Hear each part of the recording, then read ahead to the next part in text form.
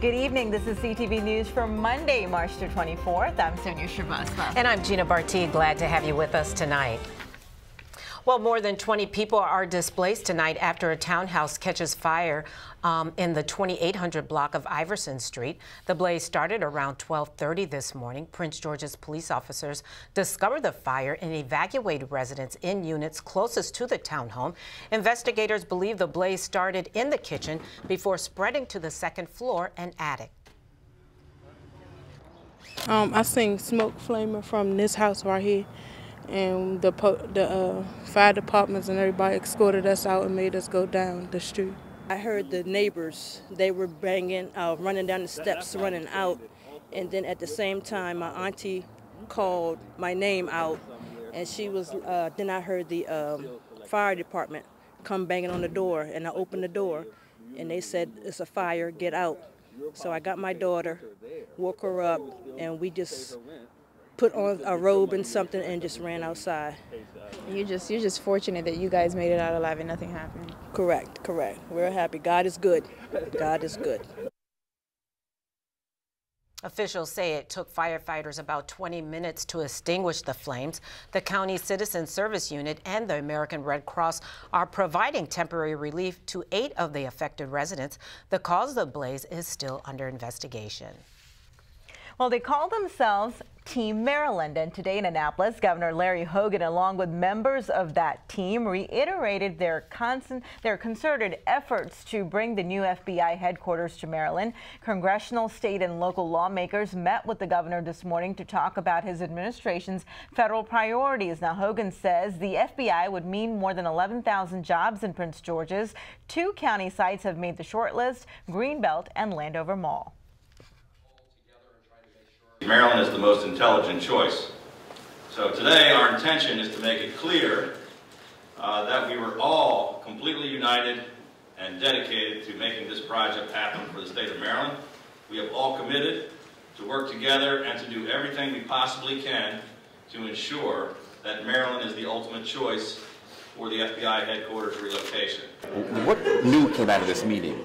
What's different? I think the thing is different is that the commitment from the governor's office for the funding.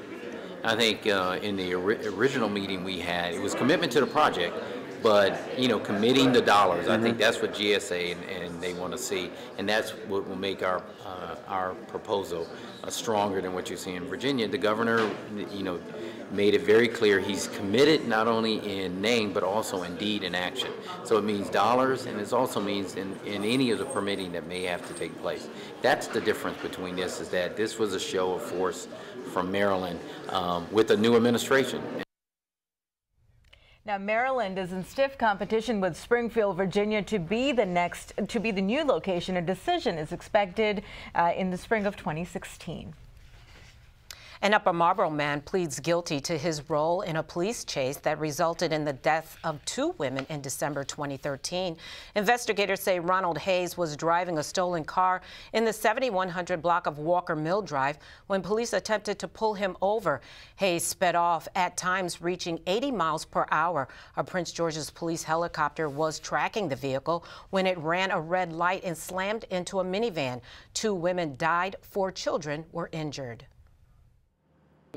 Whereas we're happy that he's taking responsibility and admitting his guilt in this situation, it does not take away from the fact that 2 lives were lost, families certainly affected, and 2 young babies and others injured in this tragic accident because he decided to run from police.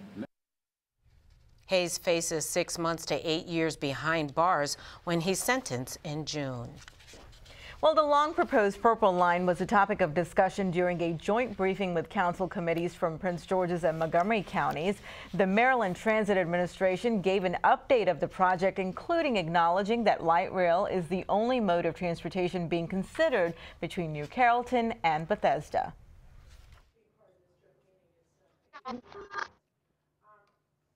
We continue to do everything we can to advance the project without overcommitting the administration on decisions that may come. We have acquired, as you know, some right-of-way in both counties. We are holding off on making further offers to property owners during this period of review in fairness to them. We have all of the plats ready, the appraisals ready for a next big batch if and when the project is released for some more efforts. Barbara Sanders with Purple Line Now says postponing the project costs money.